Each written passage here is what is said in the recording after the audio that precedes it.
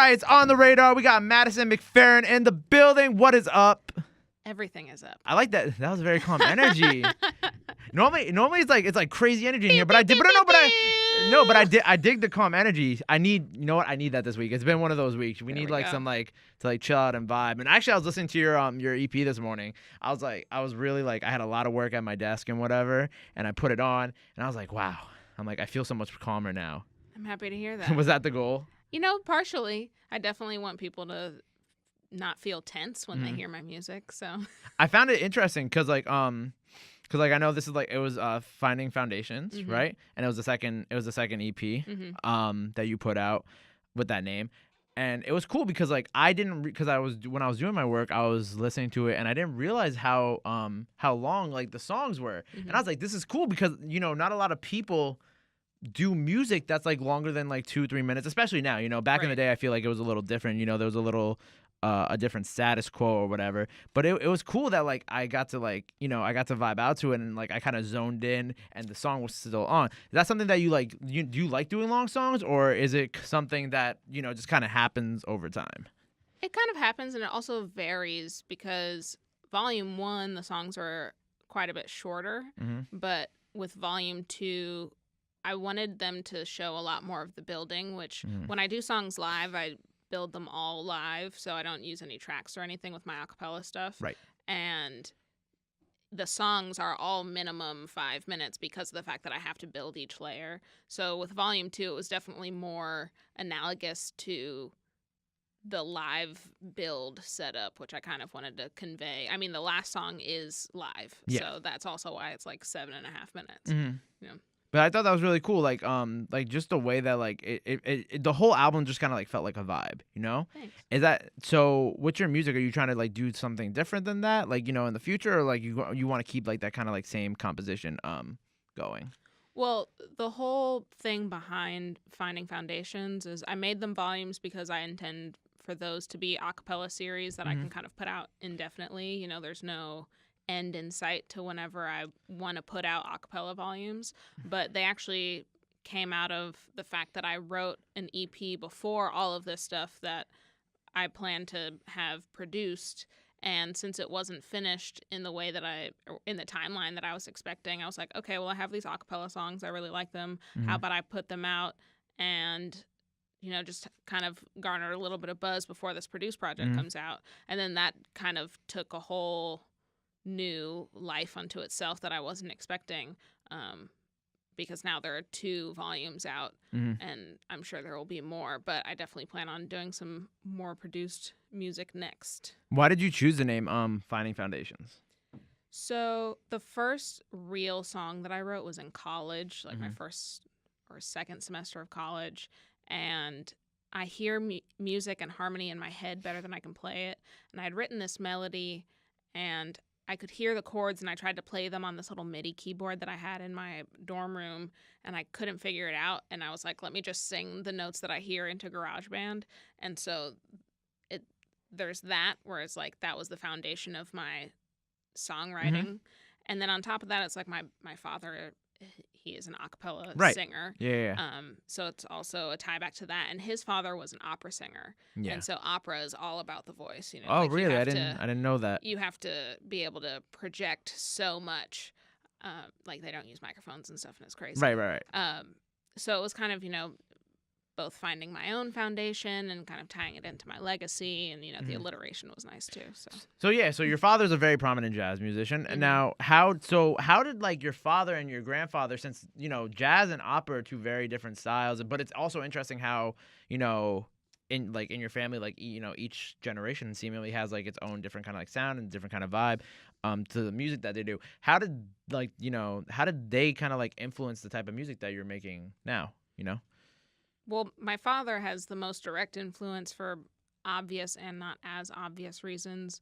But, he does stuff called circle songs with an a cappella group called Voicestra, and now with another group called Gimme 5, where, he builds all these song structures with harmonies that he gives out to other people. So growing up, I was always hearing vocal harmony very distinctly. like in my house, outside of the house. It was like it surrounded me, you know? Mm-hmm. And so it makes sense that that's how I hear harmony in my head.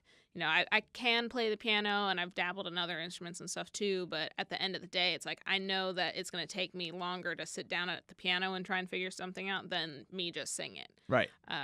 So that is a direct link right there. My grandfather, I didn't have as much of a relationship with him, but, you know, there's all this intrinsic, you know, like that's my DNA right there, Mm-hmm. you know, that without It's him, kind of cool that like you right. that you have like all this like, you know, inside of you, and like, you know, and Absolutely. you had this all growing up around you. And my dad's mom as well is a vocalist, so Oh, it really? really like ties into the whole You just come from situation. a very, very musical family. I do indeed. How old were you when you first kind of realized like, you know, you had this talent? And I actually have a quote from you where you said that you were the Beyonce of Destiny's Child. I read that in like an article. I thought that was cute. Well, that was just like with my girlfriends, like we would all be like singing and whatnot, and I remember getting really upset when my other friends like decided that they didn't want to be singers anymore. And I was like, what are you talking about? Like, this is what we decided to do. Granted, I was like 7 or something. Right. But I distinctly remember deciding when I was 5 that I wanted to grow up and be a singer. I don't know how much of that was, you know, just seeing my dad and being like, oh, I could do this too, or just really feeling it in my soul. I guess probably more so the latter, because I really stuck to it. There was never, I've never had a point in my life where I was like, oh, maybe I'll do something else. You know, like I only applied to Berklee College of Music because I knew that that's where I wanted to go. And apparently something like 75% of the people who go to Berklee only apply to Berklee or something. Really? Yeah. That's an interesting statistic. I didn't even know that. So I know that it was a while ago, but I know that you performed the national anthem for was that a Hillary Clinton? It was when she won the Democratic nomination. So what was that like? That must have been like a really like cool experience. I mean, leading into it, I wasn't doing music or solo music at the time, and so it kind of seemed like a random call. It was through a friend of my older brother Taylor, and they asked me like 2 days before it happened. And so I was like rehearsing a bunch for those 2 days, and then I had work because I used to nanny just right around the corner from where we are right now, actually. And I didn't leave work to go to sound check because we live in New York City and I was trying to make some money, you know? Right. Yeah, of course. I mean, nobody can blame you for nobody can blame you for that. So I went to the place and like people had already been there for like 4 hours or something. And then Hillary was another 3 hours late. And then when they called me on stage, they didn't introduce me to the audience. So the audience started singing with me. So I didn't get to sing the verse. I mean, it was awesome in the moment, you know, like it was this really beautiful energy that we were all feeling together, but I'm the only one that's mic'd and I'm not singing the version that I had like strenuously rehearsed for 48 hours. Okay, I see what you're saying. And then I get off stage and like my phone blew up with all this negativity and I was like, really? Oh, okay. So how do you like combat, like, you know, I think that's something that like a lot of artists, you know, kind of like struggle with trying to combat. How do you like combat like the negative comments and stuff like that? Because, you know, the comment section can get like crazy for no reason too. Right. For I no mean, like reason. Snoop Dogg made fun of me, and I was on the Shade Room. It was No way, yeah, really? Yeah, it was all this stuff. But it was one of the, I mean, honestly, it's probably the best thing that ever happened to me because it took that moment for me to really be like, you know what? I've been working on music my entire life, and up until that point, I had been too scared to book a solo show, and so it really took that moment for me to be like, I'm gonna do this. And so then I think I booked that was in June, and then so in September I had my first solo show. And that was just 2 years ago. But that's amazing that you were able to, you know, to turn like that situation and all like that, like the negativity that, you know, people were trying to throw at you, and you turned it into something positive, and like you've come, you know, so far since that, and you've like really been able to like make a name for yourself. And well, like I also, you know, I wanted to be able to, I kind of at that moment it was like, okay, this is the part in the memoir where either I do something with it or I just let these people decide the future for me in a negative sense, you know? And so I really needed to take control of the narrative, which was, okay, so what, I flopped. Like that's not going to be the last time that I don't sound good, you know? But it really took that moment to really push me to be like, I'm going to do this no matter what you guys say.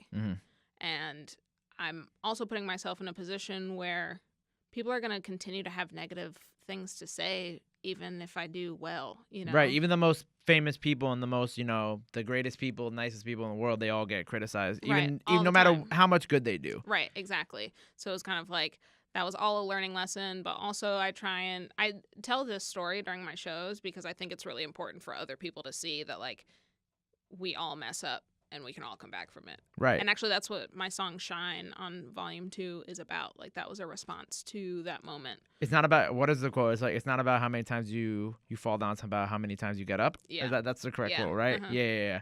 That's amazing. That's so dope because, you know, I feel like a lot of artists, you know, they'll get like, you know, they'll get a lot of hate for like, you know, a performance that they did, or they did, you know, something, or like they do a show and like there's like 5 people there or something like that, and like they'll look at that experience and they'll be like, wow, I guess I'm like, you know, whatever, and they don't like flip it around and use that as like motivator to like go further. Right. But like you were able to like make it into like something you put into the EP and all that stuff like that, which is beautiful.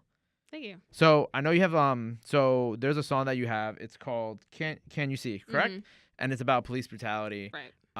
Do you try to is that type of song something that just kind of like comes about naturally, like when you know you're just kind of writing about it in the moment, you know, that you're feeling it? Like do you try to like incorporate like kind of like not like political things into your song, but like I guess like themes that are happening, like current events and stuff like that? Is that like something that you know that happens, or does just kind of like free flow into like your music? That song in particular was definitely a free flow moment, but I think it all stems from the fact that as an artist, I do feel obligated to be able to bring up what's happening in society. I'm definitely not trying to shy away from politics or anything that could be a touchy subject.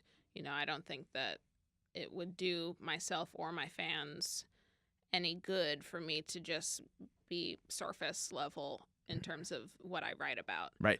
And with that song in particular, I think I was just like feeling a lot of things, and it like really flowed out naturally as to what that song became.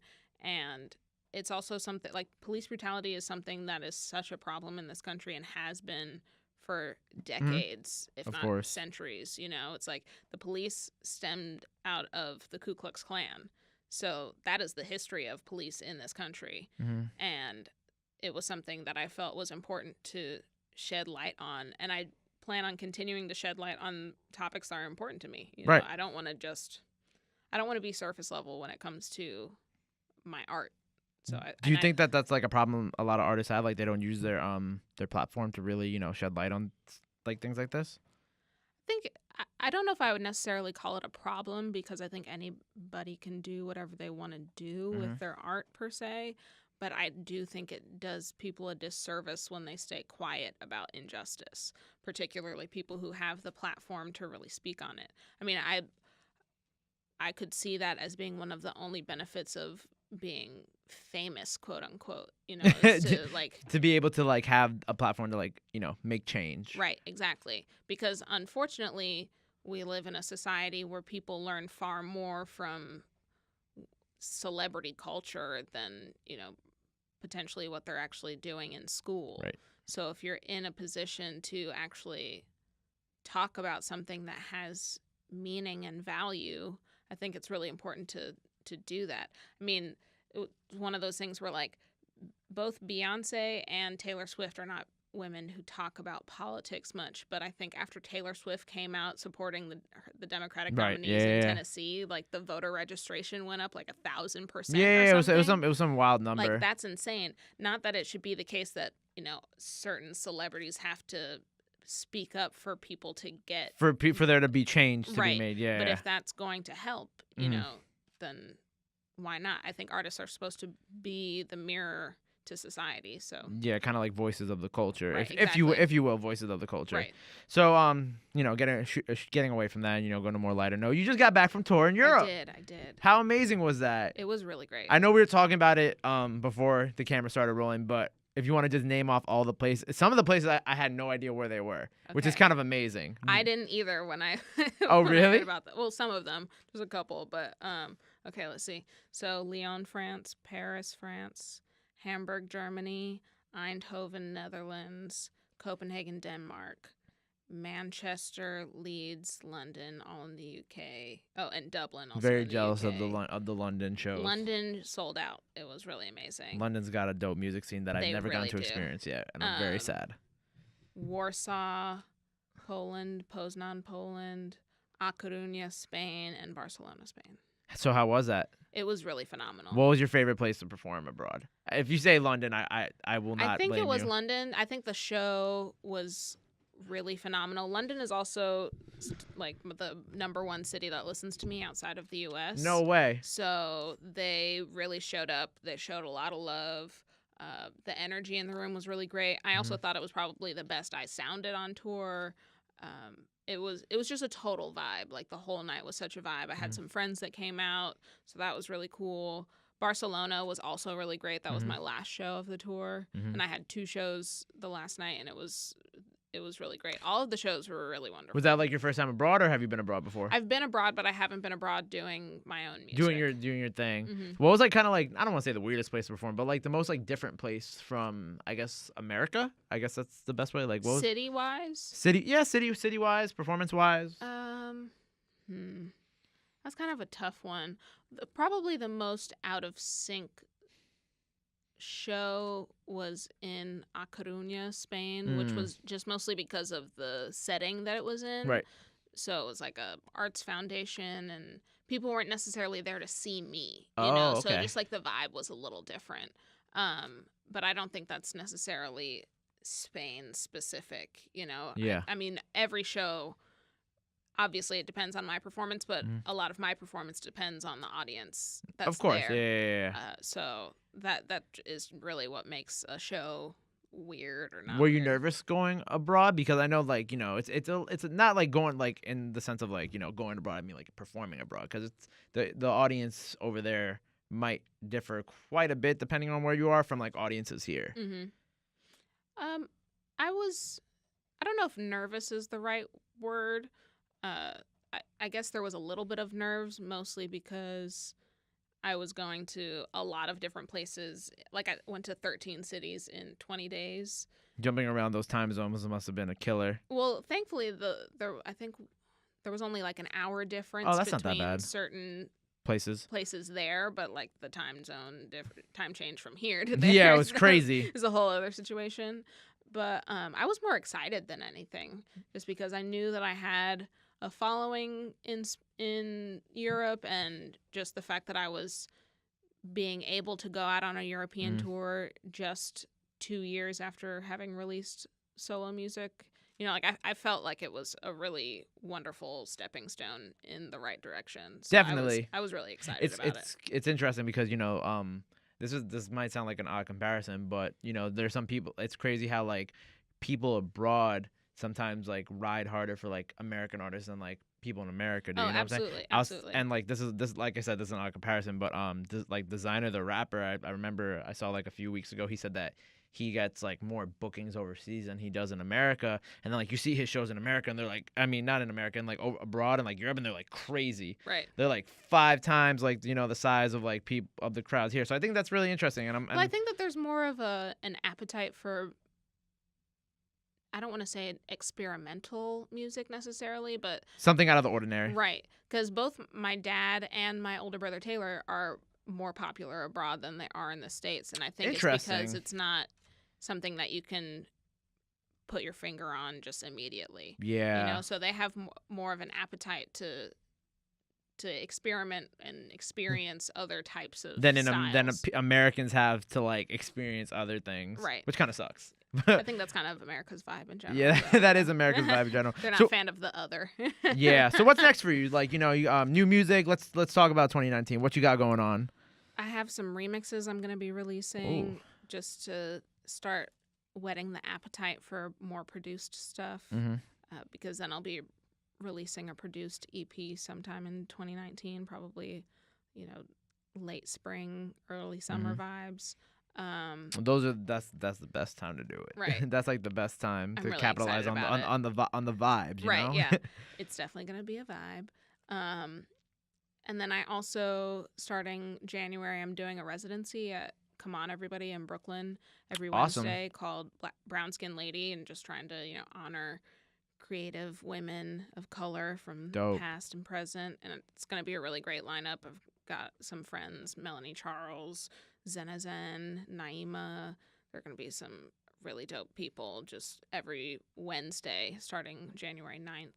I'm doing the Pitchfork Midwinter Festival. That's amazing. In Chicago. I'm really excited about that one at the Art Institute of Chicago. I think that's going to be really interesting. I've been super grateful to be a part of a number of Pitchfork things since they included me in their Rising article. And it sounds like they're really trying to shake up what it means to be a festival, a music festival in particular, Right. just like the kind of lineups that they're curating and stuff. So that's been really awesome. With your mainstream music festivals, you always got to have something that's like less mainstream, more artistic, and more Right. Kind of like just a different environment for people to experience. Totally. Which I think they're doing a great job with. Yeah.